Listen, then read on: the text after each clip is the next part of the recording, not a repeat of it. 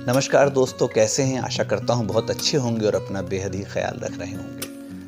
आज का बड़ा ही इंटरेस्टिंग और इम्पॉर्टेंट टॉपिक है दोस्तों। अभी हाल ही में दुर्गा अष्टमी के त्यौहार के बारे में मैंने पूरे देश में जगह जगह होने वाली पूजा के वीडियोस टीवी पर, न्यूज़ चैनल्स पर देखे, तो एक नया थॉट आया वहाँ से कि माता दुर्गा के 8 हाथ, आखिर इन 8 हाथों के पीछे विचार क्या है या विचारधारा क्या है।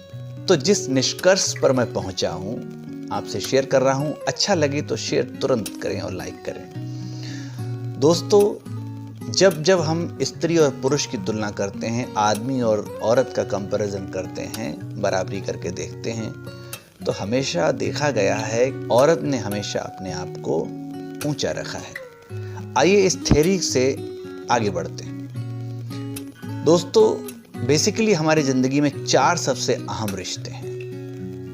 पहला, जब हम बेटा या बेटी बन के पैदा होते हैं। दूसरा, भाई या बहन बनते हैं, अगर बन पाते हैं तो।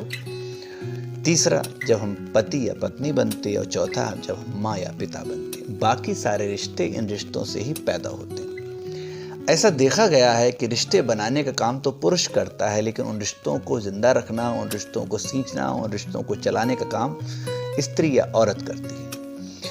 हम इस बात को ऐसे भी कह सकते हैं कि आदमी रिश्तों का बीज बोता है और औरत उन बीज को संजोकर उनमें खाद और पानी डालकर अपने स्नेह की, अपने आदर की, अपने सम्मान की, अपने प्रेम की इन रिश्तों के पौधों को वृक्षों में बदलती है और उनसे होने वाले फलों का लाभ अपने पूरे परिवार को देती है। दोस्तों, अब वो 8 हाथों वाली बात का जिक्र करूंगा। ये औरत की ही मानता है कि जब वो अपने पति के साथ पत्नी के रूप में होती है तो पड़ोस वाले कमरे में सो रहे अपने बेटा बेटी के बारे में भी सोचने से गुरेज नहीं करती।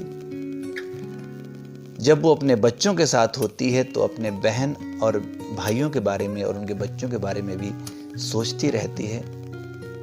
और ना ही कभी वो अपने माता और पिता को भूलती है। तो इन चारों इंपॉर्टेंट रिश्तों को अपने दोनों हाथों से वो संवारती है, सजाती है, निखारती है, उन्हें खाद पानी देती है और उन पे अपना प्रेम और आदर लुटाती है। इसलिए माता दुर्गा के 8 हाथों का जो मुझे लगा एक जो थॉट है, जो कंसेप्शन है, जो विचार है, वो यहीं से आया है। तो इसीलिए स्त्री पुरुष पर हमेशा ही भारी है। हिंदू मैथोलॉजी में भी इसीलिए देवताओं से अधिक शक्तिशाली आदि शक्ति को कहा गया है। सो दोस्तों, हमें विमेन को, स्त्री को कभी भी अंडर एस्टिमेट नहीं करना चाहिए। उनकी कैपेबिलिटी, उनकी एबिलिटी, उनकी कैपेसिटी पुरुषों से हमेशा ज़्यादा ही रहेगी।